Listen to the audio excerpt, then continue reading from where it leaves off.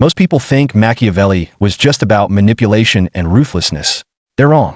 What he really understood was something far more valuable. How to see reality without the fog of wishful thinking. How to make decisions that actually work instead of decisions that just feel good. And how to protect yourself in a world where most people are operating on autopilot, emotion, and borrowed opinions. Today, I'm breaking down 12 core principles from Machiavellian philosophy that will transform how you think, decide, and move through the world. These aren't just theories. These are operational frameworks that have survived 500 years because they work.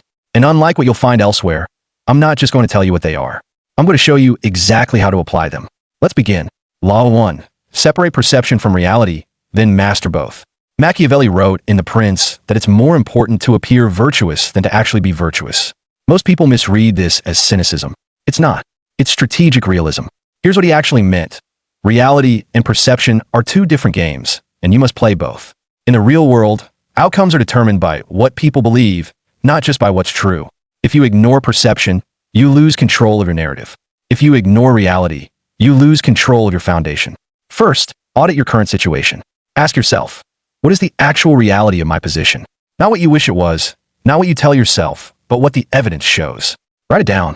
Your real skills, your real resources, your real leverage, your real weaknesses. Then ask, what do the key people in my life believe about me? Your boss, your clients, your network. Is there a gap between reality and perception? If perception is worse than reality, you have a communication problem. If perception is better than reality, you're living on borrowed time. The Machiavellian move is to close both gaps simultaneously. Improve the reality while managing the perception. Never let perception run too far ahead of substance, or you'll be exposed. Never let reality outpace perception, or you'll be undervalued. Let's say you're competent at your job, but overlooked for promotions. That's a perception problem. Machiavelli would tell you that working harder in silence is not enough. You must ensure decision makers see evidence of your value. That might mean presenting your wins in meetings, copying leaders on key emails, or volunteering for visible projects. Not because you're fake, but because invisible value is worthless in power dynamics. Law 2. Optimize for positions, not praise. Machiavelli understood that praise is cheap and position is everything. Position means leverage, options, resources, and the ability to act. Praise is just noise. It doesn't pay your bills. It doesn't protect you when things collapse. It doesn't give you freedom. How to apply this? Before any major decision, ask yourself, does this strengthen my position or does this just make me look good?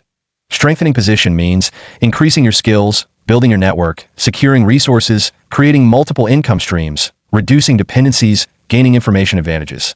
Looking good means getting temporary approval, fitting in, avoiding uncomfortable conversations, making everyone happy. The two occasionally overlap, but often they don't. And when they conflict, Machiavelli says choose position every single time. Because when your position is strong, you don't need approval. But when you have approval without position, you're one mistake away from being disposable. Real-world example. Someone offers you a prestigious title with no raise, no team, and no real authority. Most people take it because it sounds good. A Machiavellian thinker asks, does this increase my actual power or just my perceived status? If it's the latter, it's a trap. You'll have responsibility without resources, visibility without protection. That's not a promotion. That's exposure.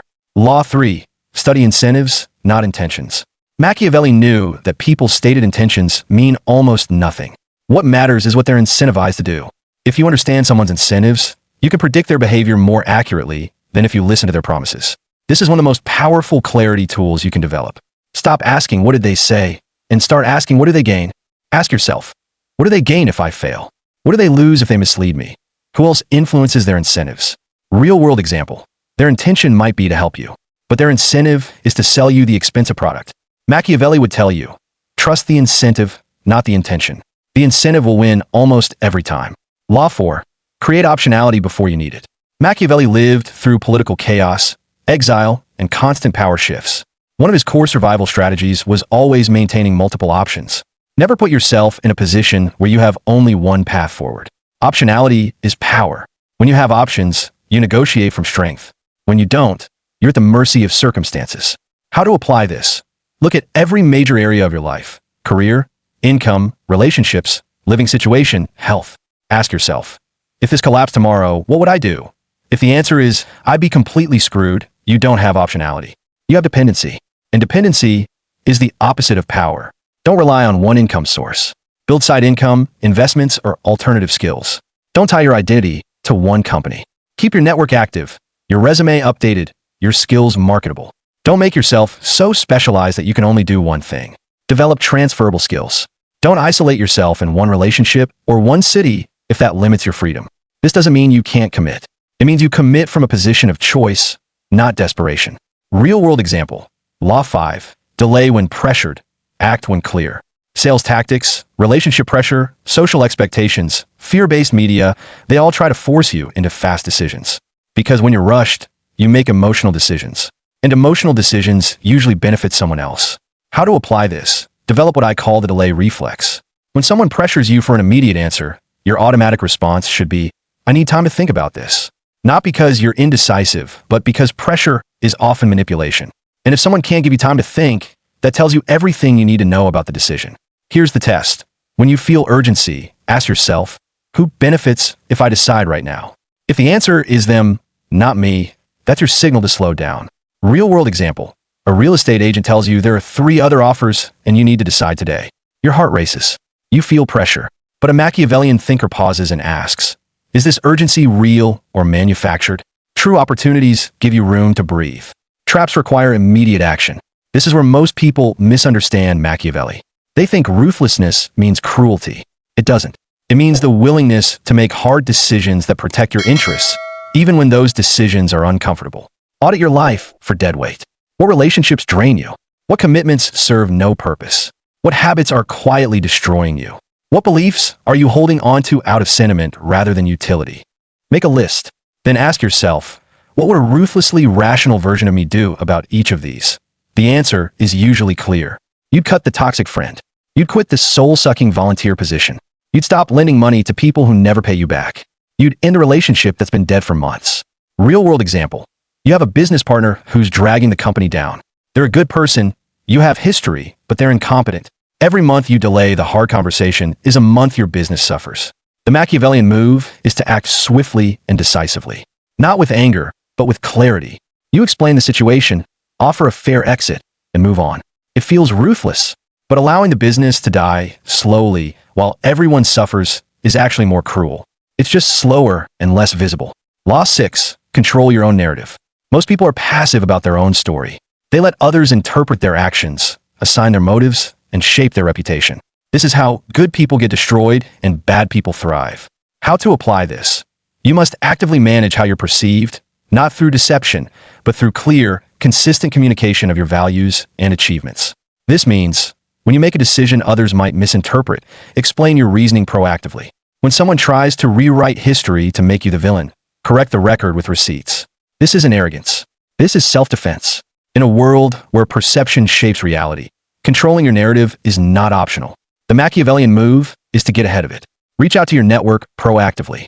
Share your side. I left because the environment was incompatible with my values. Here's what I accomplished there. Here's why I'm excited about what's next. You're not bad-mouthing anyone. You're just making sure your version exists alongside theirs. Law 7. Build power in the shadows. Machiavelli noted that the most dangerous people are often the quietest. They don't announce their plans. They don't seek attention. They work in silence and let their results do the talking. How to apply this? Stop announcing your goals to the world. Stop posting about what you're about to do. Stop seeking validation for plans that haven't materialized yet. Instead, go dark. Build in private. Work in silence. And only reveal what you've built once it's too late for anyone to stop you. This serves multiple purposes. You avoid premature criticism that could derail your confidence. You avoid alerting competitors who might copy or block you. You avoid the false sense of accomplishment that comes from talking about something instead of doing it. You maintain mystery, which is itself a form of power. Real-world example. You're starting a business. The traditional move is to post on social media. So excited to announce my new venture. You get some likes, some supportive comments, and some people who secretly hope you fail. The Machiavellian move is to say nothing. Build the product. Get your first customers. Generate revenue. Prove the model works. Then, once it's undeniable, you can share. But by then, you're not asking for permission or validation. You're making an announcement from a position of strength. Law 8. Test loyalty before you trust. Machiavelli was obsessed with loyalty because he lived in a world of constant betrayal. He learned that you can't assume loyalty. You have to test for it. Most people trust first and get burned later. They give opportunities, share secrets, or offer help to people who haven't earned it. Then they're shocked when they get betrayed. Before you give anyone significant power, access, or information, test them with something small. Give them a minor task and see if they follow through. Share a piece of non-critical information and see if it stays confidential. Ask for a small favor and see how they respond. Watch for these patterns. Do they do what they say they'll do? Do they deliver on time without constant reminders? Do they speak well of you in your absence? If someone fails small tests, they'll fail big ones. Don't give them the chance. You're considering bringing someone into your business as a partner. Instead of immediately offering equity, you start with a paid project. You observe. Do they meet deadlines? Do they communicate proactively? Do they bring solutions or just problems? Do they handle criticism professionally? If they fail this small test, you just saved yourself from a catastrophic partnership. If they pass, you promote them gradually, testing at each level. This is how you build a team you can actually trust. Law 9. Never appear too perfect. Machiavelli warned that people who appear too successful, too virtuous, or too powerful attract envy and resentment. And envy, he observed, is one of the most destructive forces in human relationships. If people perceive you as having it all together, they'll root for your downfall, even unconsciously. They'll enjoy your failures and minimize your successes. How to apply this? Strategic vulnerability is a powerful tool. Share your struggles occasionally. Admit your mistakes openly. Show that you're human, that you've failed, that you've had to work for what you have. This doesn't mean oversharing or appearing weak. It means giving people enough to relate to you, so they don't see you as a threat. The formula is simple. Be strong, but show your scars. Be successful, but acknowledge the cost. Be confident, but share your doubts. Real-world example. You just got a major promotion. Instead of posting on social media about how blessed and grateful you are, which often comes across as bragging, you could share the reality. Got promoted. Excited, but honestly a little terrified. The responsibility is heavy. If anyone has advice on managing a team for the first time, I'm all ears. Same news, but now you're relatable. People want to help you instead of resent you. That's Machiavellian intelligence. Law 10. Know when to retreat. One of Machiavelli's most underrated insights is that knowing when to withdraw is just as important as knowing when to advance. Most people think quitting is weakness, but strategic retreat is often the highest form of wisdom. How to apply this? If the trajectory is downward and you see no clear path to reversal, retreat. Not in defeat, but in strategy. Preserve your resources for a battle you can actually win. Real-world example. You've been trying to save a failing relationship for 2 years. You got into therapy, changed your behavior, communicated your needs. Nothing has improved. The Machiavellian question is, at what point does loyalty become self-destruction? Retreating doesn't mean you failed. It means you recognize that some situations cannot be fixed, and continuing to invest in them is throwing good energy after bad. The strong move is to cut your losses, heal, and redirect that energy towards something with actual potential. Law 11. Anticipate betrayal. Machiavelli lived through enough betrayals to know that they're not anomalies. They're probabilities. People will betray you when their incentives change, when they're afraid, when they're desperate, or when they simply have an opportunity. This doesn't make you paranoid. It makes you prepared. How to apply this? Structure your relationships and agreements so that betrayal is either impossible or very costly. This means financial incentives that align with your interest information compartmentalization so no single person has too much leverage, regular audits of loyalty indicators, not expecting everyone to betray you. You're just making sure that if they do, you're protected. Real-world example. You're entering a business partnership.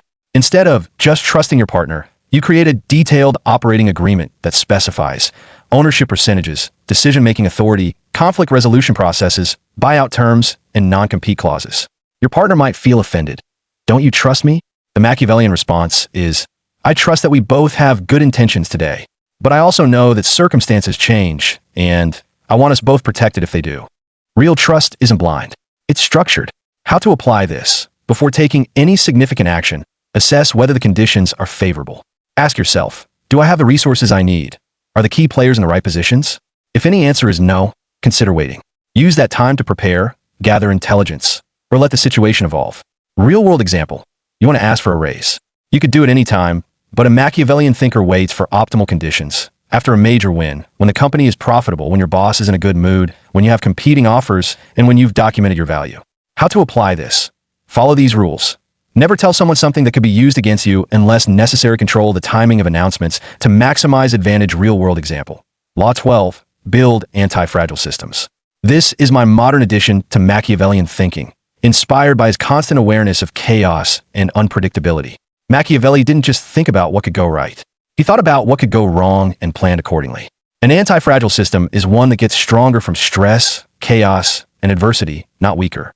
How to apply this? Diversify income sources so losing one doesn't destroy you. Build skills that become more valuable during crisis. Maintain relationships across different networks. Ask yourself, if everything fell apart tomorrow, what would make me stronger?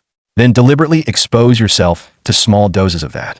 Real-world example. Instead of optimizing your life for perfect stability, one job, one skill, one location, you deliberately introduce variation. Side projects that build different skills, relationships in different industries, investments in different assets, regular exposure to uncomfortable situations. These 12 laws aren't just tactics. They're a complete worldview shift. When you internalize these principles, you stop seeing the world through the lens of how it should be and start seeing it as it is. You stop making decisions based on what feels good and start making them based on what works.